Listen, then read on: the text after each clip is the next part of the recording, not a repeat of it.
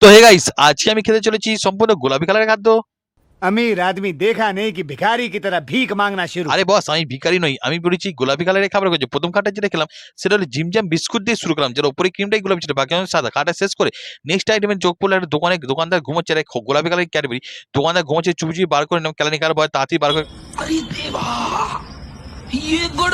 দোকানদার উঠে যদি জানতে পারে আমি চুরি করেছি, তাই কেলানি খাওয়ার আগে খাওয়াটা কমপ্লিট চলে এলাম অন্য একটা দোকানে, পেয়ে গেলাম গোলাপি কালারের স্ট্রবেরি ফ্লেভারের জুস। যে জুসটা খেয়ে দিলাম একদম কফ সিরাপের চাইতেও বেয়াদ্দ খেতে লাগলো আমার। আমার অবস্থা ঠিক এরকমই হয়েছিল, বেরিয়ে গেছে ভাই, তোমার দেখা পারবো না, না দেখিয়ে চলে এলাম টেস্টি অ্যান্ড বাইট কেকস হবে। এখান থেকে নিলাম স্ট্রবেরি ফ্লেভারের একটা পেস্ট্রি, যার খেতে লাগলো খুবই টেস্টি পেস্ট্রির দাম 42 টাকা, বা গাঁটটা ফেটে গেল। নাইস ছিল বটে, কিন্তু ফাটলো আমার তো। তারপর নিয়েছিল একটা ব্রাশটা খেতেও বেশ মিষ্টি বেশ দারুণ লাগলো। তো ব্রাশ খাওয়া কমপ্লিট, এরপর একটা সেন্টার ফুড কি আজকের মতো গোলাপি চ্যালেঞ্জটা কমপ্লিট করে বাড়ি যাই। তোমার সাবস্ক্রাইব টাটা, বাই বাই।